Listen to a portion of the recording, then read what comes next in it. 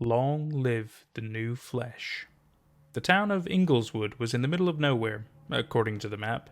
I'd never heard of it before, and neither had any of my friends when I'd asked them before leaving.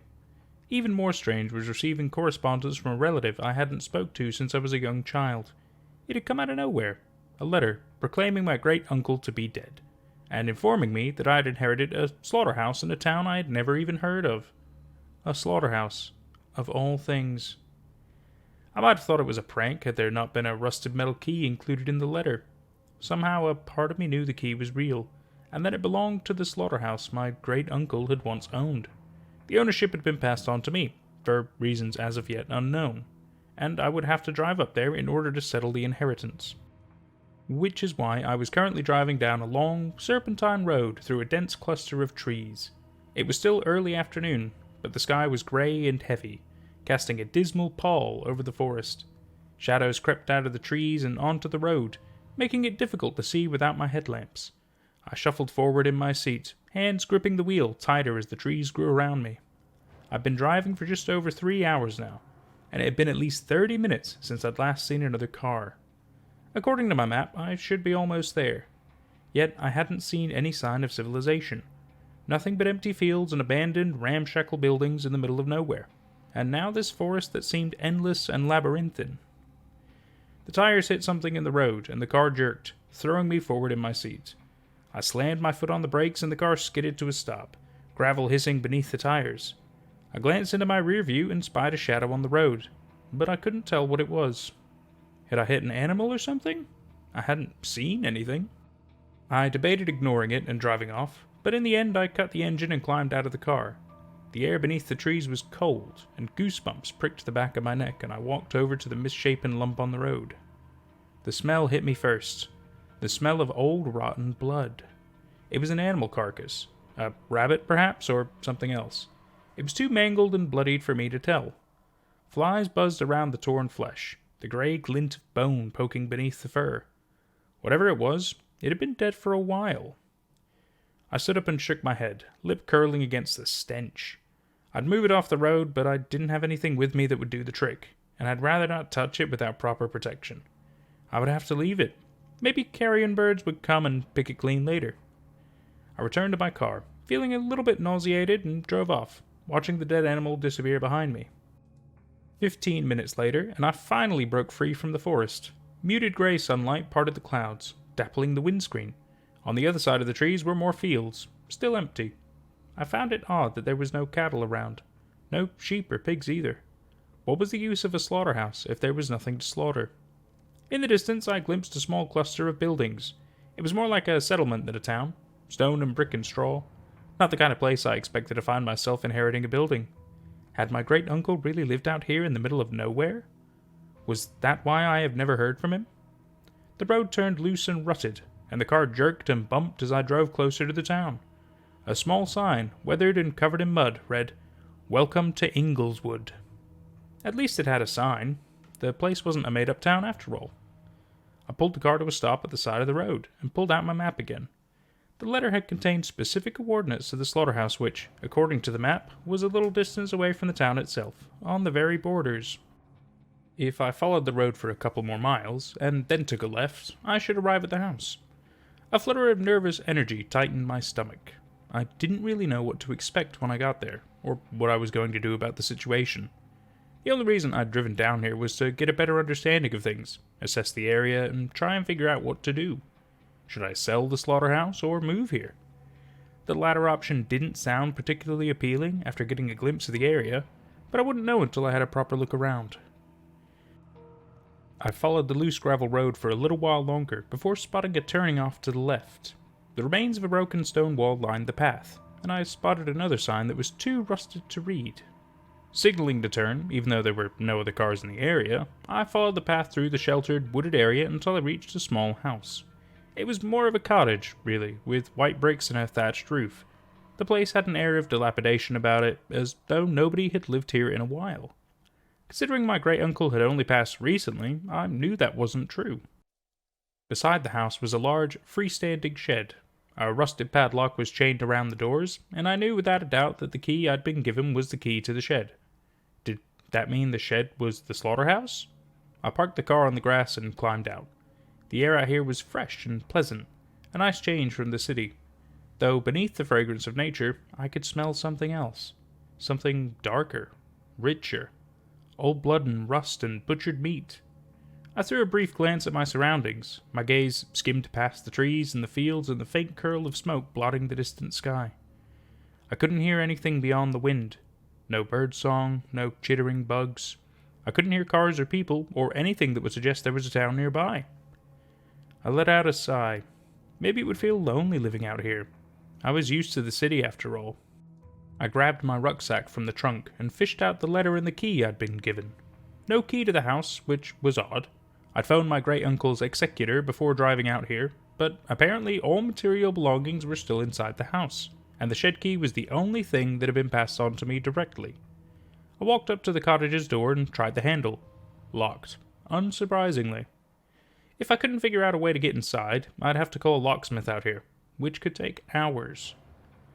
Muttering in frustration, I began rooting around the rocks and broken plant pots sitting outside the cottage. Whatever plants had once resided there were now withered and shriveled, their roots black and gnarled as they poked through the soil.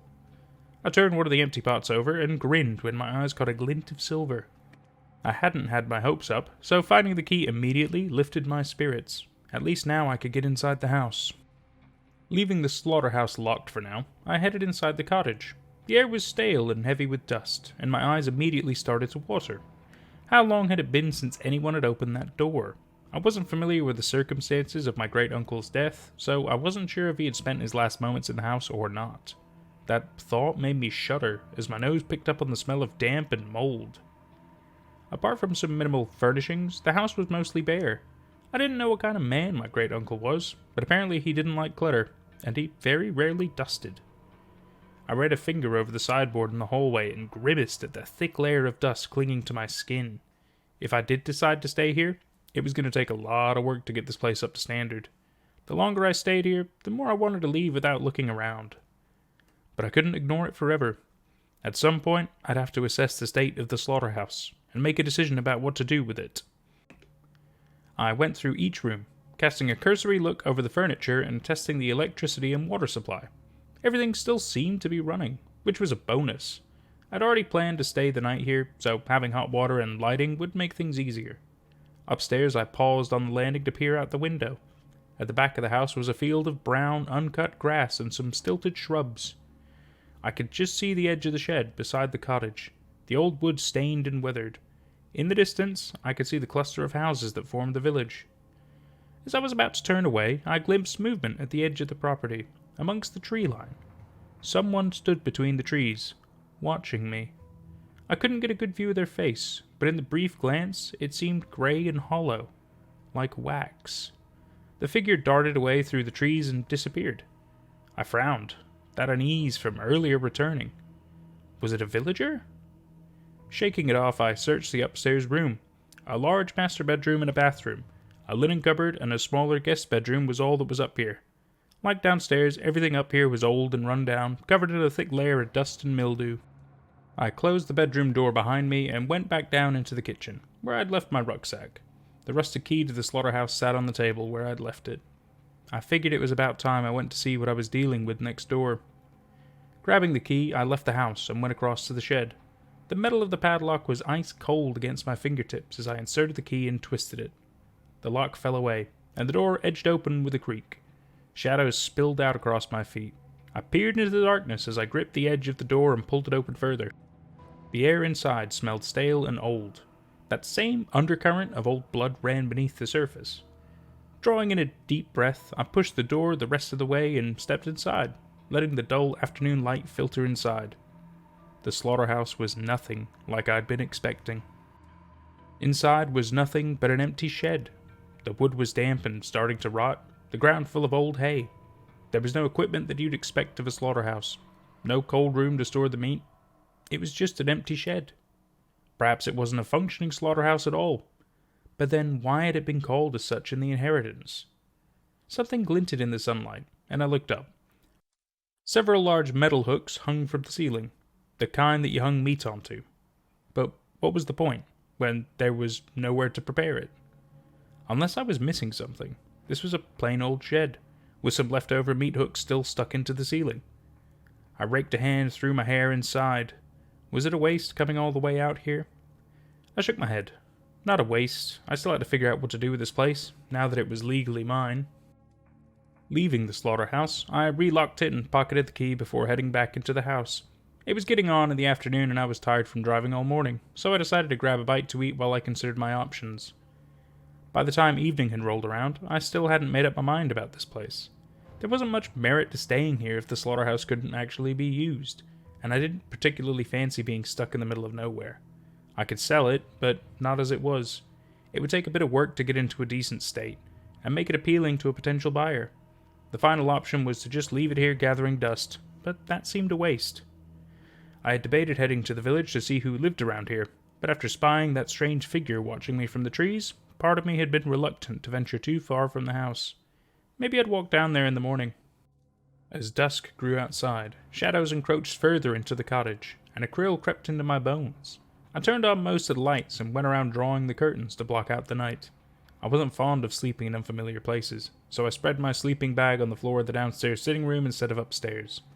Using hot water from the kitchen, I made myself some instant noodles and ate them from the packet, listening to the radiator clank and groan as it rattled to life.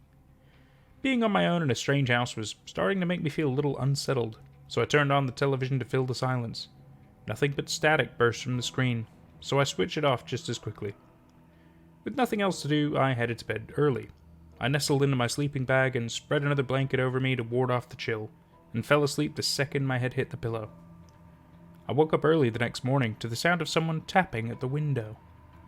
Blinking away the grogginess of my eyes, I sat up.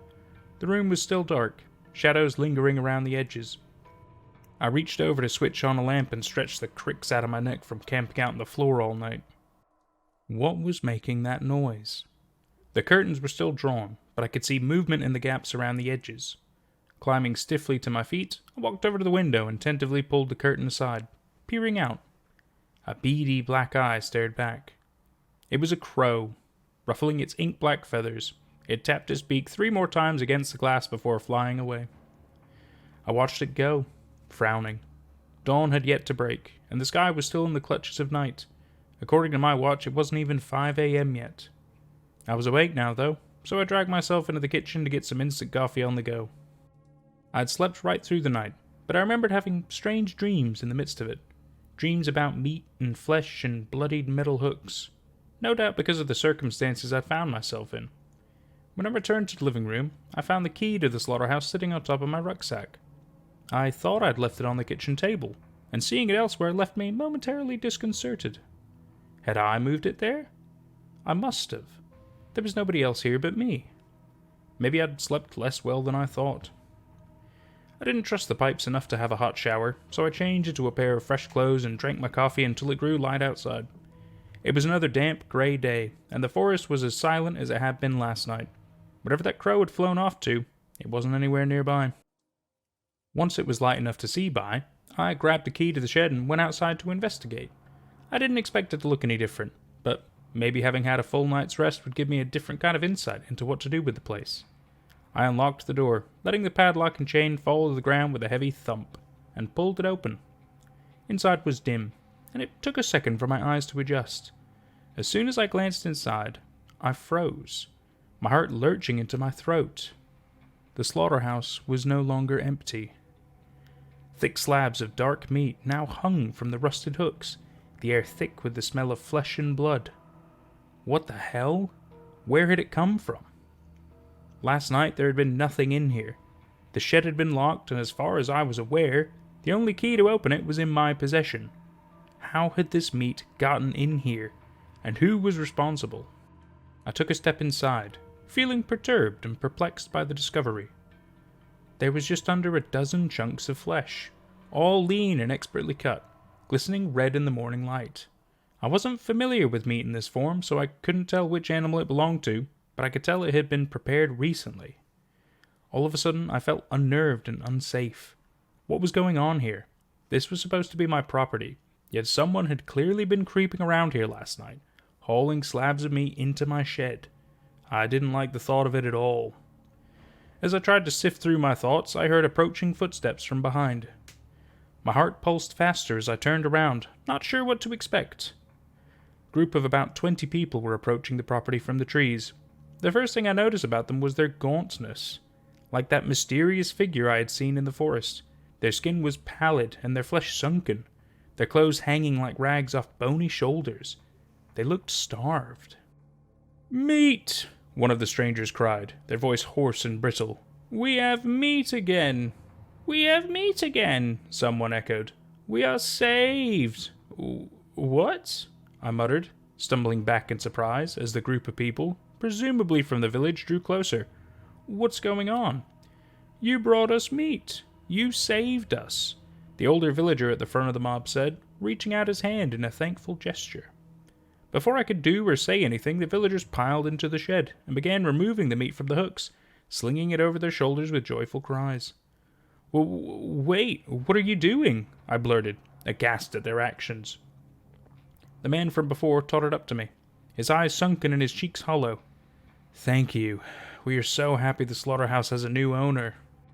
He seemed about to turn away, so I quickly grabbed his arm, my fingers digging into his flesh. "Wait, what's going on? Where did this meat come from?" A slow smile spread across the man's face, revealing pink, toothless gums. "You don't know? This place is cursed. See?" He pointed into the shed, and I followed his gaze. Fresh meat was starting to grow from the hook, materializing from thin air. The flesh grew and expanded until it was the same size as the others, and one of the villagers quickly removed it from the hook. I stared in bewildered silence, struggling to piece together what I was seeing. What was happening here? Where was this meat coming from? How could it just appear like that? "I still don't understand," I finally uttered in a hoarse whisper. It felt like I was in the middle of a dream. Or a nightmare. "The hooks give us flesh," the man said. I shook my head. "But where does it come from?" "This flesh that never stops growing on these hooks is the flesh of the slaughterhouse's owner. It's your flesh," the man explained, his dark eyes glistening in the dimness. Behind me, meat continued to grow from the hooks, and the villagers continued to harvest it. My flesh?" I whispered, the words sticking to my throat. "What do you mean?" I looked down at myself. I was still intact. How could it be my flesh? "It's a reproduction of your flesh. This flesh never rots, never goes bad. It is as alive as you are." The man still wasn't making sense. How could it be my flesh? How was any of this possible? These villagers, this place, were crazy. The longer I stayed, the more danger I would be in. I had to leave as soon as possible. As if reading the thoughts on my face, the man placed a hand on my arm, a warning look in his eye. "There are conditions you must follow, however," he said, his voice a low rasp. "If you ever leave this town, your bond to this place will be broken, and the flesh will start to rot." My mouth went bone dry, the ground feeling unsteady beneath my feet. "You mean?" The man nodded. "When the meat begins to rot, so do you. Your body will decay and eventually perish, and we, the ones who rely on your flesh, will starve. You have no choice but to stay here for the rest of your life and feed us with the flesh from your body. That is your duty," he said, tightening his old crooked fingers around my arm. "There is no escape. You must accept your fate, or wither away, just like the owner before you."